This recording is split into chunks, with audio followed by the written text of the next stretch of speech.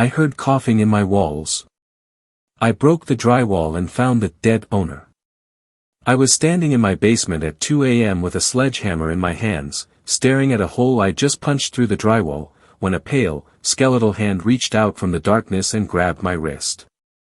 The grip was weak but desperate, and I heard a voice, thin, raspy, barely human, whisper, "Please, help me." That was 3 hours ago.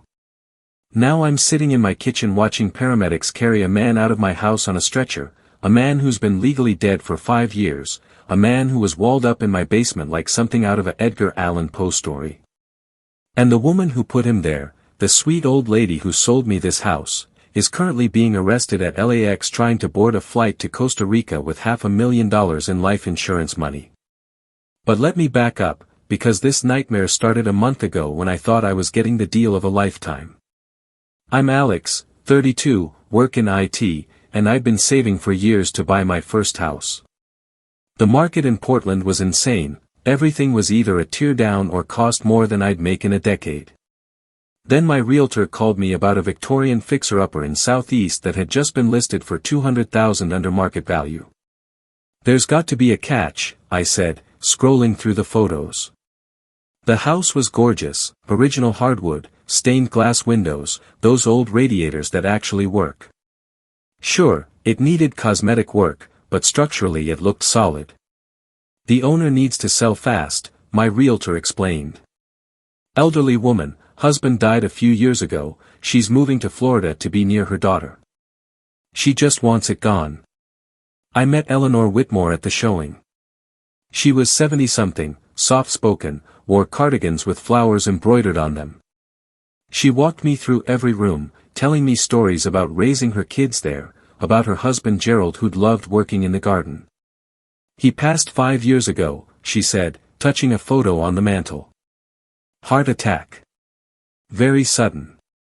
I've been alone here ever since, and it's just too much house for one person. She seemed sad but resigned. Normal. I felt bad for her, actually. Here was this nice old lady who'd lost her husband and now had to leave the home they'd built together. I made an offer that day. She accepted immediately. We closed in 3 weeks. The first 2 weeks in the house were great. I was painting, refinishing floors, planning renovations. The place had good bones. Sure, the basement was creepy, unfinished, low ceilings, that damp smell old basements get, but I wasn't planning to spend much time down there anyway. Then I started hearing the coughing. It was always at night. Always coming from the east wall of the basement. A wet, hacking cough that would last for maybe 30 seconds, then stop. The first time I heard it, I was in bed and assumed it was the neighbor's house, old Victorians, thin walls, sound carries. But it kept happening. Every night around 2 a.m. Same wall. Same cough. I went down to investigate on night 4. Put my ear against the wall in the basement. Waited. Nothing. I felt stupid, standing there in my boxers listening to Drywall. Then I heard it, muffled, distant, but definitely coming from inside the wall. Cough. Cough. Cough. Okay, that's weird, I muttered. I knocked on the wall. Hello. The coughing stopped immediately.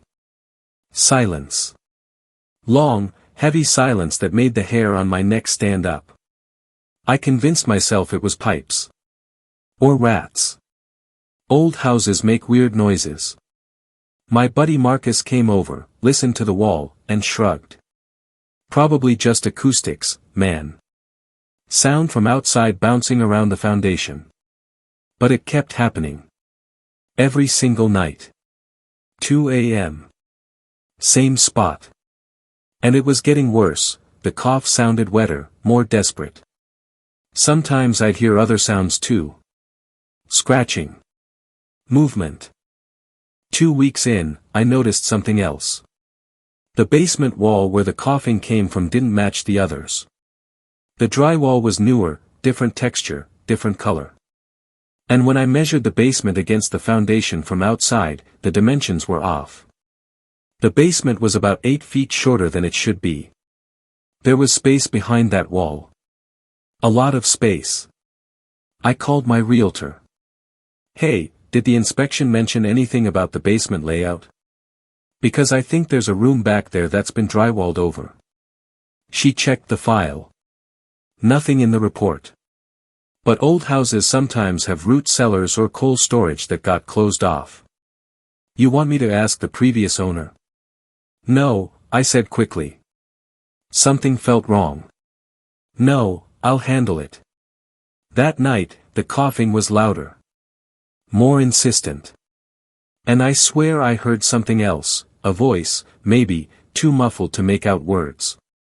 I stood at the top of the basement stairs at 2:15 a.m., listening to whatever was behind that wall, and felt the heat rising in my neck and my vision went blurry with a fear I couldn't name. I wasn't sleeping anyway. Might as well find out what was going on. I grabbed a sledgehammer from my garage and went down to the basement.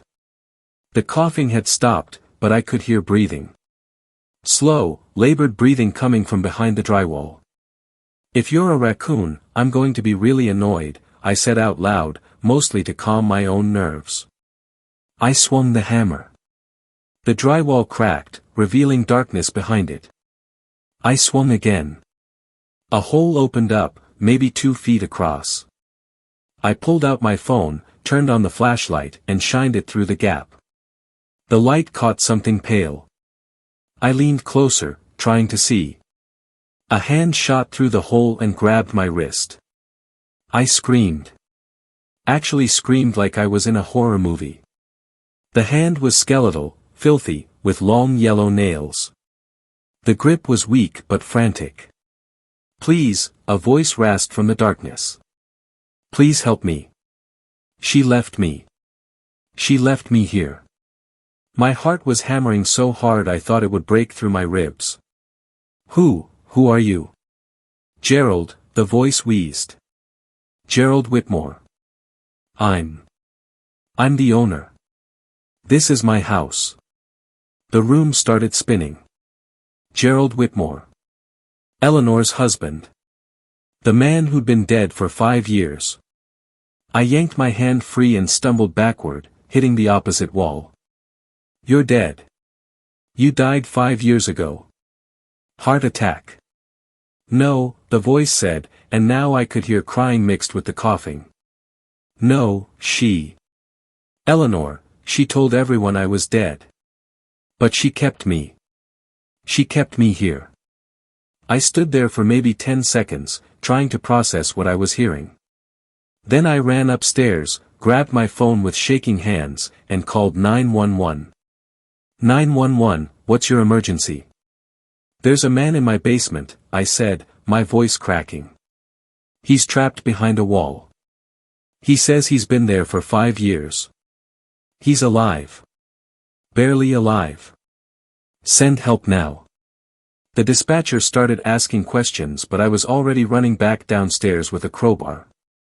I attacked the drywall like it had personally wronged me, ripping it down in huge chunks. Dust filled the air. My hands were bleeding from the drywall edges but I didn't care. The wall came down and I saw the room. 8 feet by 10 feet. No windows. A bare bulb hanging from the ceiling, currently off. A mattress on the floor, stained and filthy. Empty water bottles. Food wrappers. A bucket in a corner that I didn't want to think about.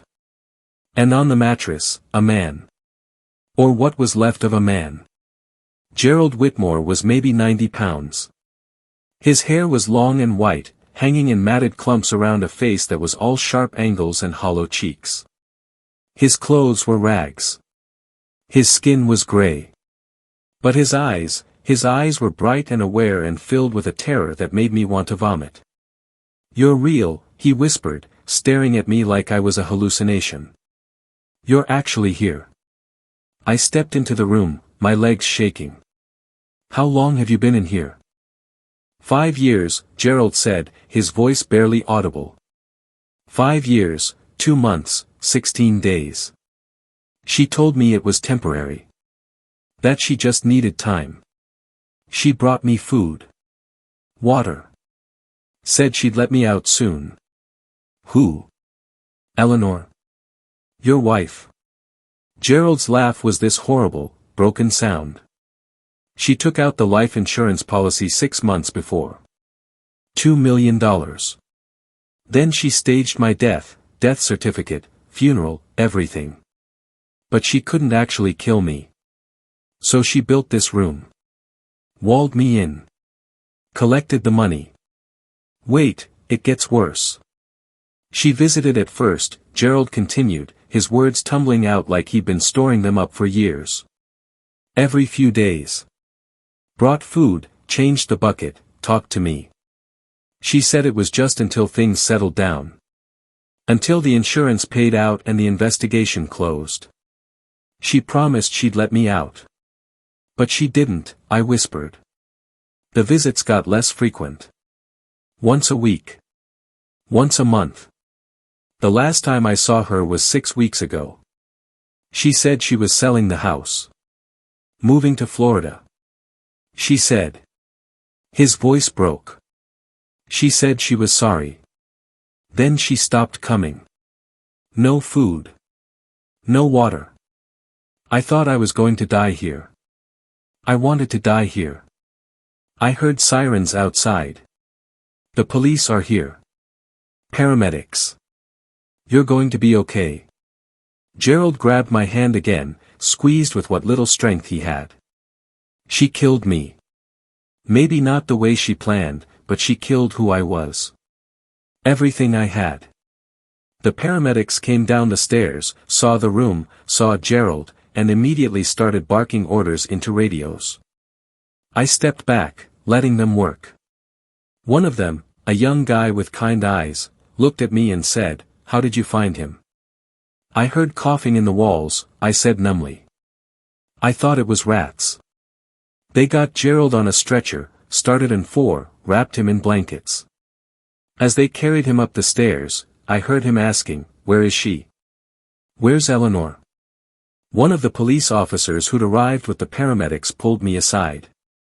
Detective Morrison, her badge said. She was 40-something, sharp-eyed, all business. "Walk me through this," she said, pulling out a notebook. "Everything. Start from when you bought the house." I told her everything. The sale. The coughing. The wall. She listened without interrupting, writing notes in quick, efficient strokes. "Eleanor Whitmore sold you this house a month ago," Detective Morrison said. "Did she say where she was going?" "Florida. To be near her daughter." Morrison pulled out her phone, made a call. "Yeah, I need everything we have on Eleanor Whitmore. Last known address, known associates, travel records." A pause. "Now. This is a priority." She hung up and looked at me. "Mr. Chen, I need you to show me everything. The room, any documents from the sale, anything the previous owner left behind." We went through the house. I showed her the closet where I'd found a box of Eleanor's old papers, photos, receipts, letters. Morrison went through them with gloved hands, pulling out anything relevant. That's when she found it. A letter, dated 3 weeks before the sale. From an attorney. "Dear Mrs. Whitmore, per your request, we have finalized the arrangements for your international transfer. The account in Costa Rica has been established and the funds will be available upon your arrival. As discussed, this is a one-time service and we cannot provide additional assistance after completion."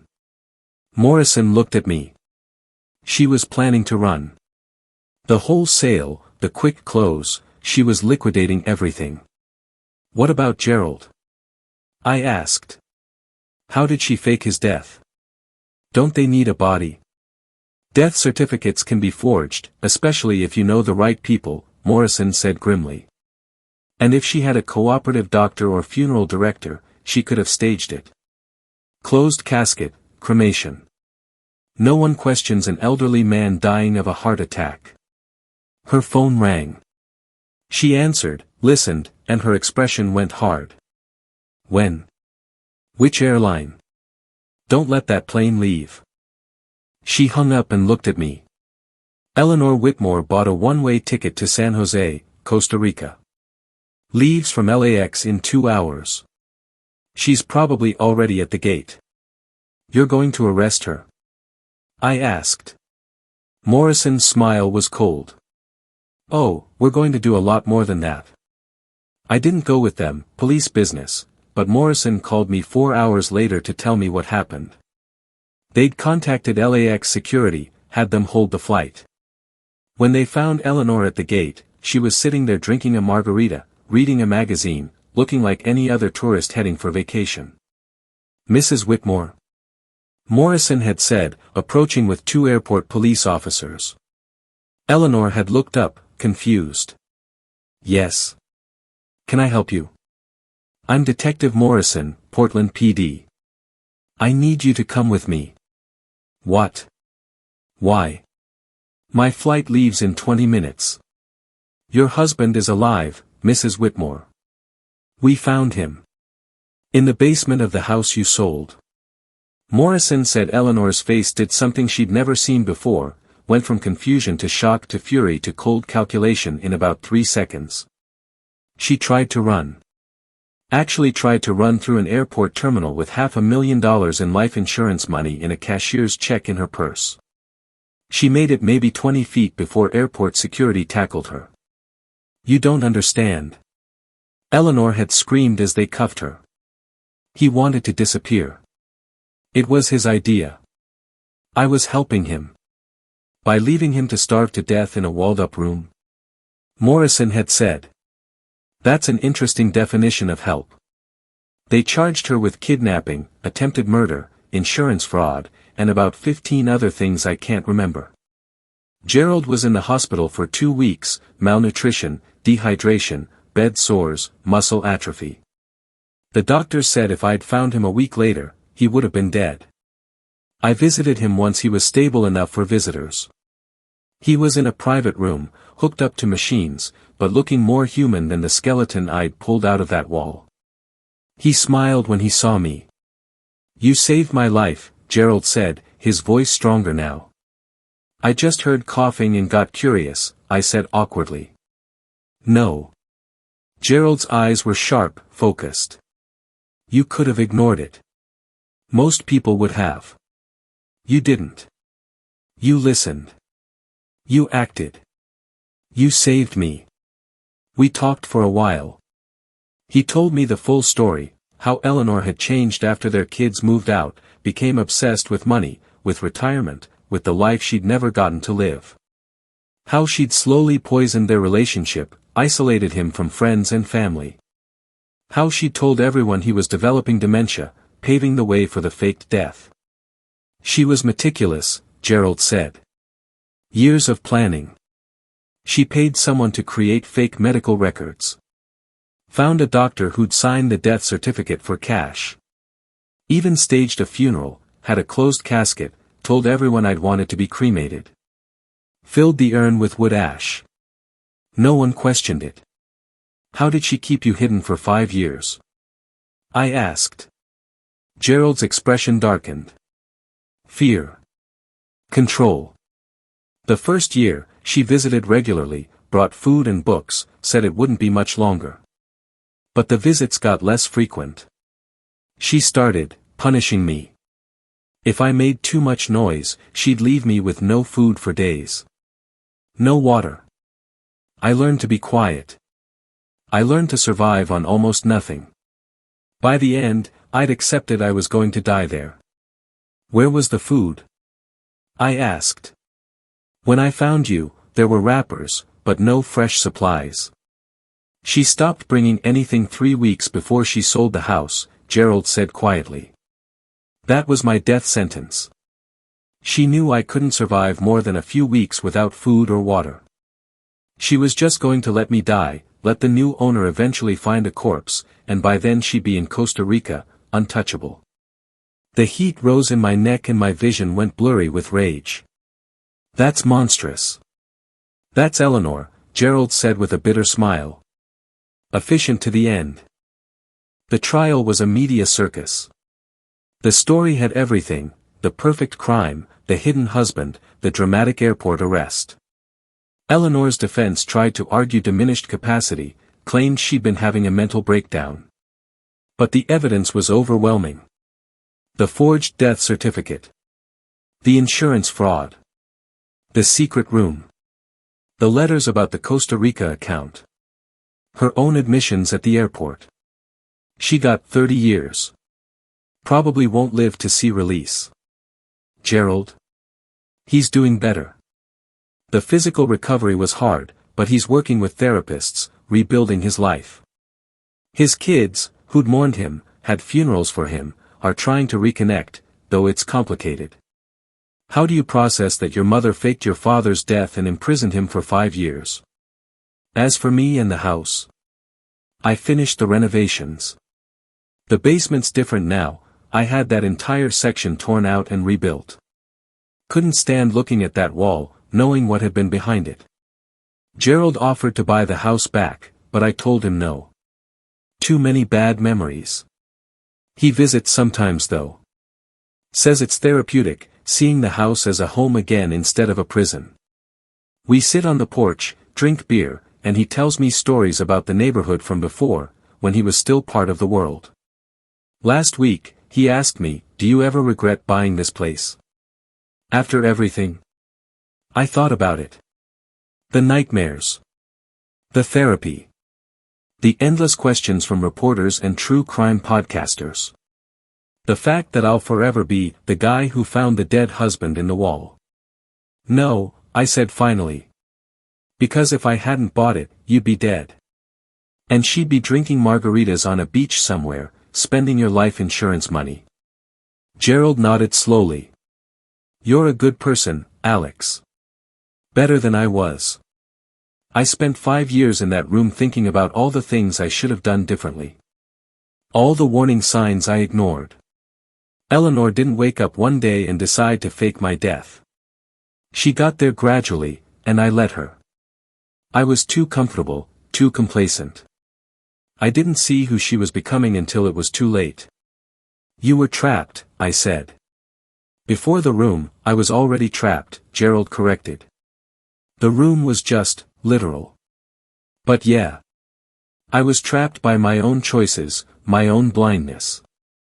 And I paid for it with 5 years of my life. We sat there in silence, watching the sunset paint the street orange and gold. Somewhere in a women's correctional facility, Eleanor was probably sitting in a cell, thinking about the life she'd almost had. The Costa Rica beaches. The freedom. The money. She'd been so close. 2 hours from boarding that plane. 2 hours from getting away with everything. But she'd underestimated 2 things, her husband's will to survive, and a new homeowner who actually gave a damn about weird noises in the walls. So tell me, was Eleanor Whitmore a monster who deserved every year of her sentence, or was she a woman driven to desperate measures by circumstances I don't understand? And what about me? Should I have just ignored the coughing and minded my business, or did I do the right thing tearing down that wall and destroying whatever peace Gerald might have made with his fate? If you have made it this far and want to see more videos like this, then kindly subscribe and turn on notifications so you may never miss another story like this.